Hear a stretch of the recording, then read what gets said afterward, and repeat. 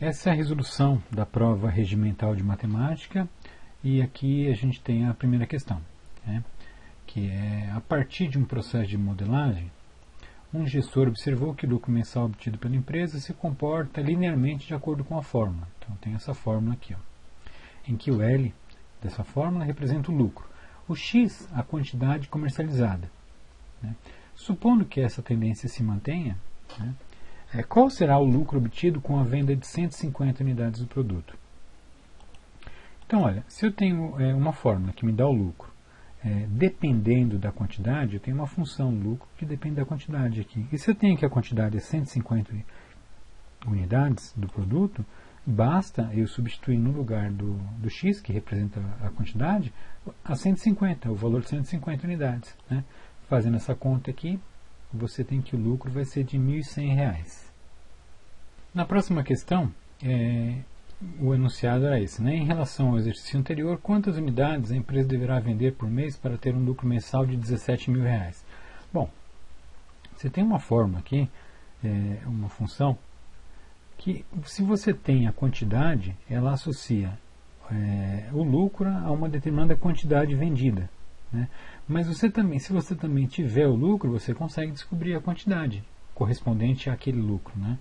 No caso aqui dessa questão, eu dei o lucro de R$ 17.000. Então, o que você deve fazer é, no lugar do lucro, você substitui R$ 17.000, né? E aí você tem uma equação cuja única incógnita aqui é o x. Resolvendo essa equação, da forma que eu estou fazendo aqui, você deve chegar à conclusão de que o x vai ser igual a 210. Né? Em outras palavras, se você produzir e vender 210 unidades, você vai ter um lucro de R$ 17.000. Na próxima questão, tinha uma situação aqui: uma empresa que trabalha com um produto de precisão estima um custo mensal de 12.000 e um custo variável de R$ 400 por unidade. Quantas unidades devem ser produzidas e vendidas para que a empresa atinja o ponto de nivelamento, sabendo que o preço unitário de venda é de R$ 600? Bom, o ponto de nivelamento é aquele ponto em que a receita ela se iguala às despesas da empresa, ao custo, né? Então, se eu conseguir aqui, nesse enunciado aqui, fazer uma expressão do custo, uma função do custo, e fazer uma expressão da receita e igualar as duas, eu consigo achar esse ponto de nivelamento, tá bom? Então, dá uma olhada aqui, ó, se tem um custo fixo de 12.000 e um custo variável de R$ 400 por unidade, eu posso escrever a fórmula do custo dessa forma, né? Então vai ser 12.000 mais R$ 400 vezes uma quantidade aqui que eu não sei quanto que é, uma quantidade genérica x, tá bem? Então eu tenho uma função do custo aqui. A receita, veja, se o preço de venda de cada unidade é de R$ 600, você concorda que a receita vai ser de R$ 600 vezes a quantidade genérica de produtos que eu vender aqui? Então vai ser 600x. Né? Então eu já tenho aqui a fórmula do custo e a fórmula da receita. O ponto de nivelamento é quando a receita é igual ao custo, ou quando o custo é igual à receita, dá na mesma, né? E aí, quando que a receita é igual ao custo? Quando essa expressão aqui, ó, 600x, for igual a essa expressão aqui, né? Dessa forma aqui, tá bem? Resolvendo essa equação aqui, da forma como eu estou fazendo aqui, você chega à conclusão que x é igual a 60. Isso quer dizer que quando você produzir e vender 60 unidades, você vai ter uma receita que vai ser igual à sua despesa. Tá bom? É essa a resposta. Nessa próxima questão, eu tinha aqui uma transportadora A cobra pelo serviço R$ 3.500 de uma taxa fixa, mais R$ 25 por quilômetro rodado. E uma outra transportadora B cobra R$ 1.700, uma taxa fixa, mais R$ 28 por quilômetro rodado. A partir de quantos quilômetros é preferível usar a transportadora A? Você deve ter observado aqui que é mais caro usar a transportadora A princípio, porque a taxa fixa aqui é de 3.500 contra 1.700 da outra, né? Mas também deve ter observado que a taxa de crescimento da A aqui é 25, a despesa aqui cresce R$ 25 por quilômetro, ao passo que na outra cresce R$ 28 por quilômetro. Ou seja, na medida em que você vá, dependendo da distância, pode ser mais caro usar essa transportadora aqui, B, do que a A. É isso que a gente quer descobrir, né? A partir de quanto vale mais a pena você optar pela A? Bom, eu consigo escrever aqui o custo que eu vou ter com a transportadora A, que vai ser 3.500 mais 25 vezes a quantidade de quilômetros rodados, 25x. Eu não sei essa quantidade de quilômetros. E o custo da transportadora B, que vai ser de R$ 1.700 mais R$ 28 por quilômetro rodado. R$ 28 vezes vezes essa quantidade x aqui de quilômetros, né?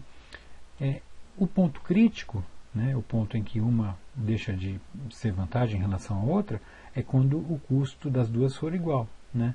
Quando o custo das duas é igual, quando 3.500 mais 25x for igual a 1.700 mais 28x, né? Quando isso aqui for igual a isso, tá bem? E aí você tem uma equação aqui que tem uma só incógnita, o x, né? Você vai resolvendo dessa forma que eu estou mostrando aqui, olha, né? E aí, ao final, você chega num x igual a 600, né? Isso quer dizer que quando você rodar 600 km, tanto faz optar pela transportadora A ou pela B, né? Mas se você rodar a partir de R$600, passa a ser vantagem usar a transportadora A. Bom, nesse próximo enunciado aqui, tem que uma malharia opera um custo fixo de 2.200 por mês. O custo variável por malha é de R$ 55. O preço unitário de venda depende da quantidade negociada, de acordo com essa fórmula aqui, que o P representa o preço e X a quantidade. Calcule o preço que deve ser cobrado para maximizar o lucro mensal. Então, vamos por partes, né?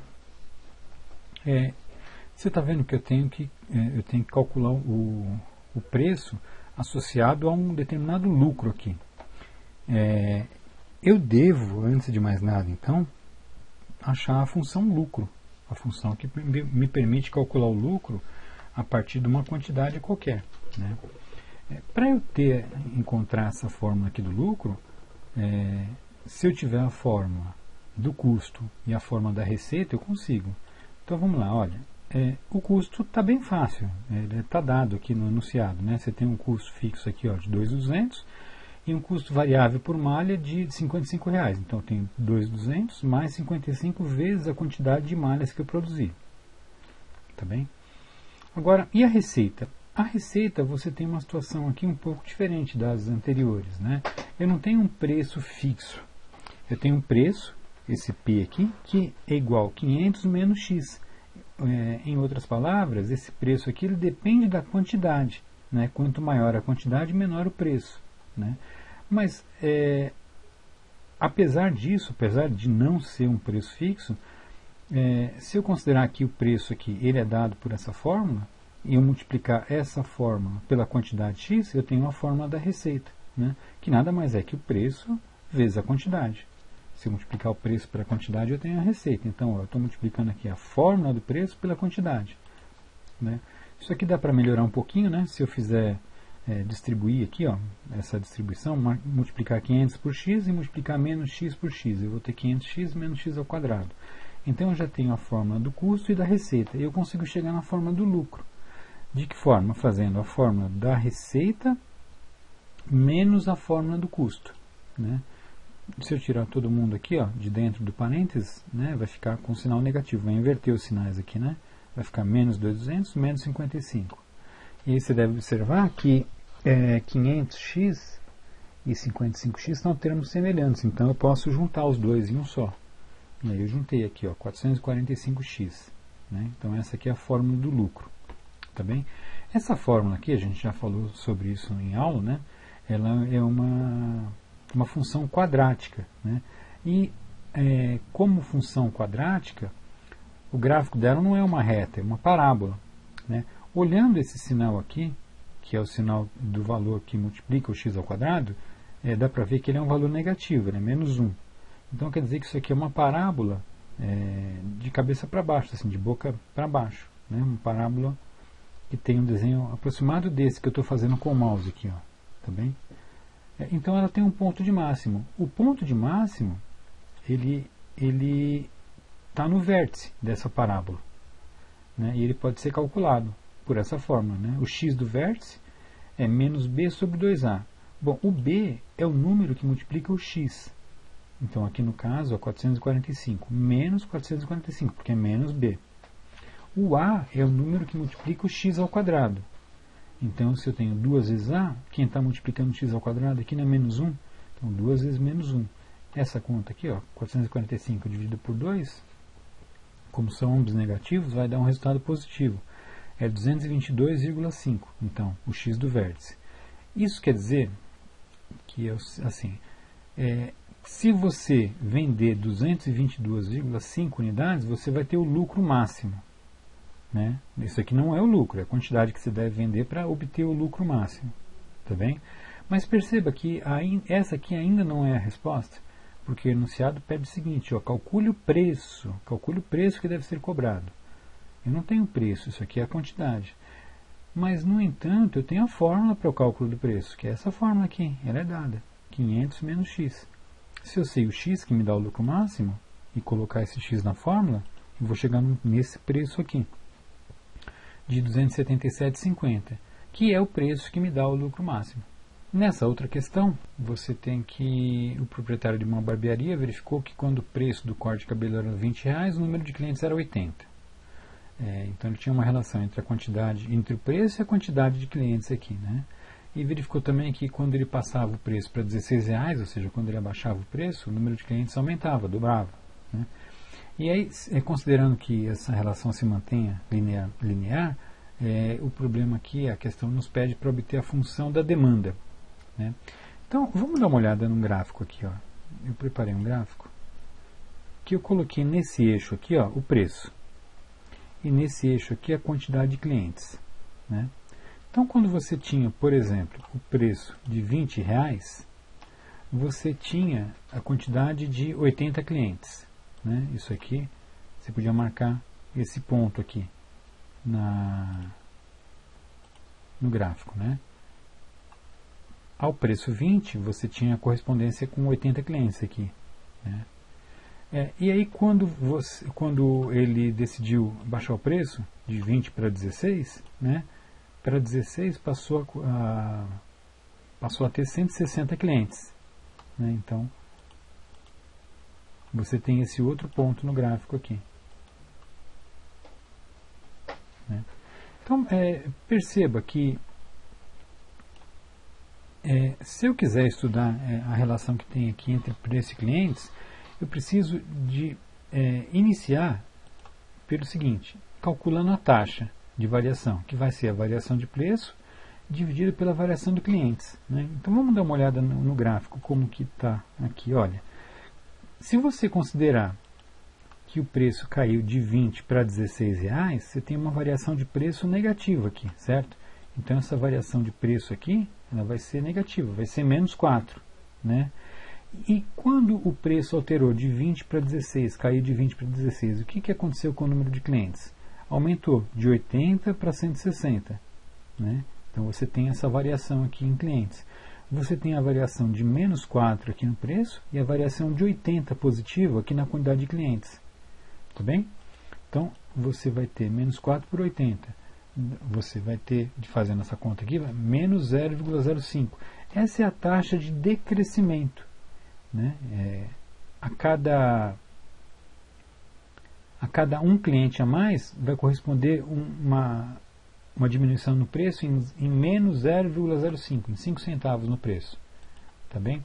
A função de demanda que a gente está procurando, ela tem que ter essa forma aqui. Né? O preço é igual a um preço inicial mais a taxa vezes a quantidade X. Né? A taxa eu acabei de calcular aqui, é menos 0,05. Né? Mas ainda me falta saber esse preço inicial aqui. Né?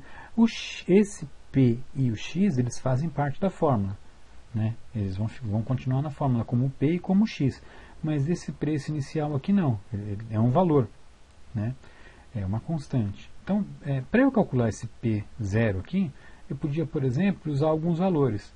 Eu sei que quando o preço é 20, eu tenho a quantidade de clientes igual a 80. Então eu posso substituir esses valores aqui, 20 no lugar do P e 80 no lugar do X. E aí eu tenho essa forma, essa equação aqui, cuja única variável é o P0 aqui. Né?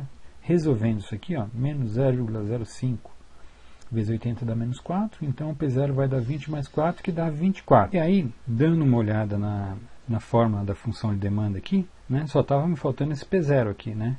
E aí, se eu tenho esse P0 agora, olha, que é 24, a fórmula fica assim, P é igual a 24 menos 0,05x. Né? Essa é a fórmula de demanda. E essa fórmula me permite, então, calcular o preço a partir da quantidade de clientes. Por exemplo, suponha que você tenha aqui 80 clientes. Se você substituir 80 aqui, né, e fizer a conta, vai ficar 24 menos 0,05 vezes 80, você vai ver que o preço vai ser de R$20. E se você imaginar uma quantidade de 160 clientes, se você substituir aqui por 160 e fizer a conta, você vai ver que o preço é de R$16, né? Refletindo o que estava no enunciado aqui. Tá bem? É por isso que ela é a fórmula de demanda desse exemplo aqui.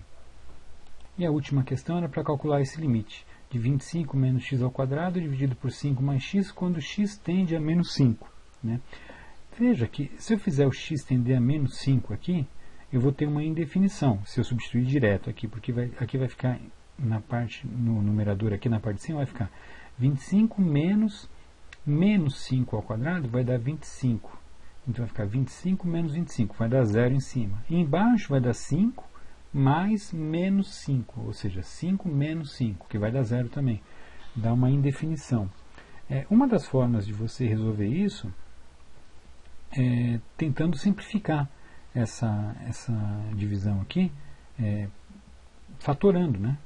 Por exemplo, a parte de cima aqui, essa parte do numerador, ela é uma diferença de quadrados, né? 25 é um quadrado perfeito e x ao quadrado é um quadrado perfeito aqui também, né? Eu posso reescrever essa expressão aqui de cima da seguinte forma: escrever 5 mais x vezes 5 menos x, né? Então eu fatorei essa expressão aqui para que ela ficasse dessa forma.